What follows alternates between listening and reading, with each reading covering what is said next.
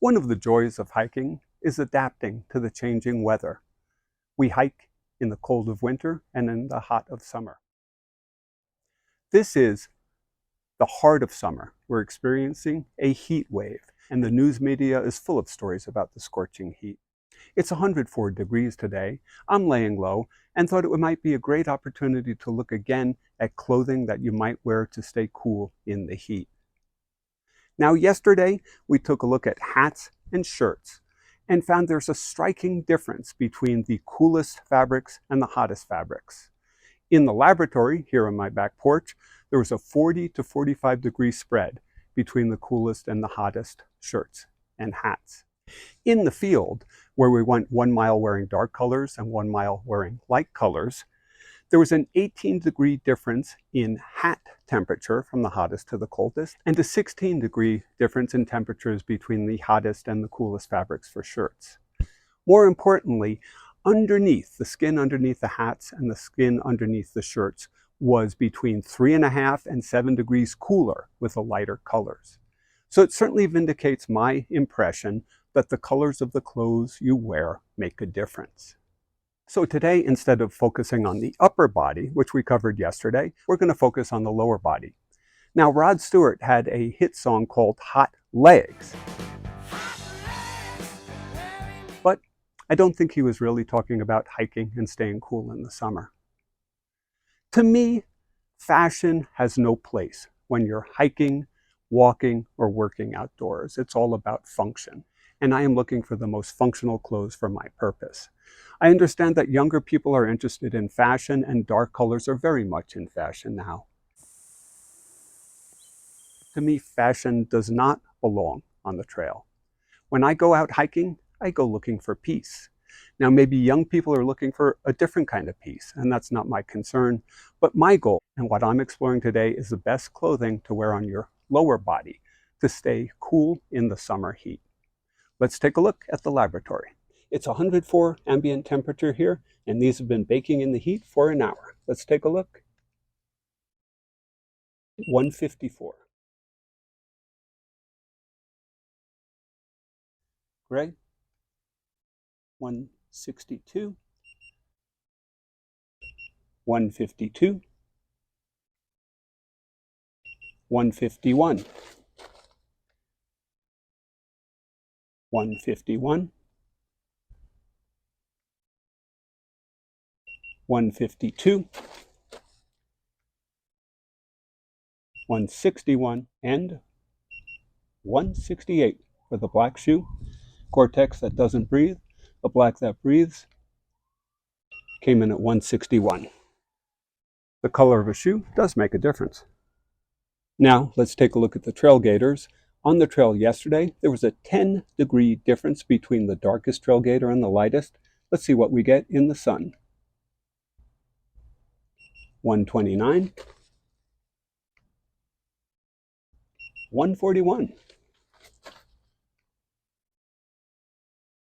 133, and 159. When it comes to the socks, I have a personal stake in this. I used a wool sock first, a cotton sock that I wear around town, then a silk sock liner and a wool sock liner, moving on to other wool socks. Let's see what we find. 126 for the white wool, 113 for the cottons, 121 for the silk sock liner, 130 for the wool sock liner, 139 for gray wool, 130 for a pale green wool,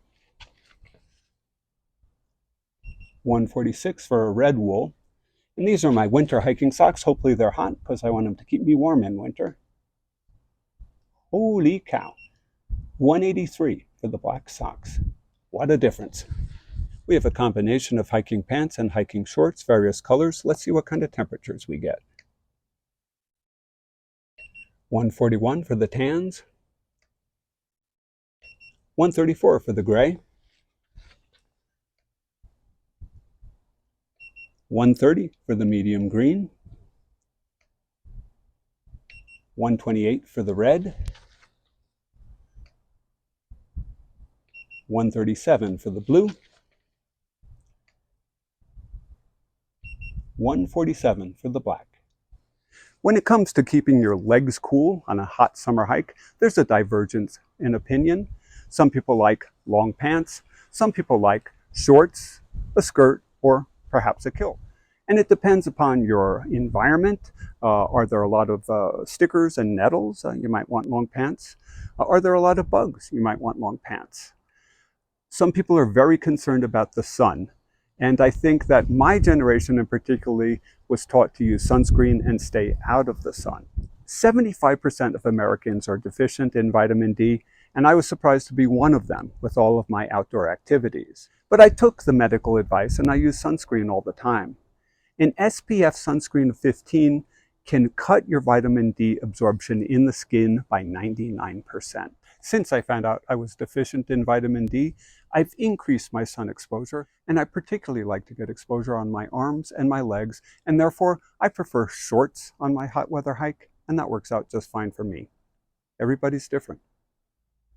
The color of the clothing you wear is not a fashion statement. It's really a statement about preserving your health.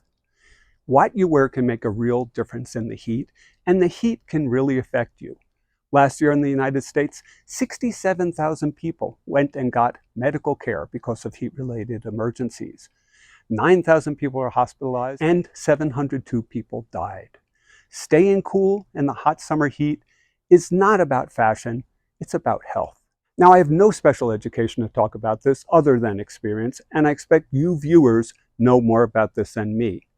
I would encourage you to put your knowledge into the comments here, and hopefully we can create a community where we share information and educate one another. I look forward to reading your comments, and thank you for watching this video.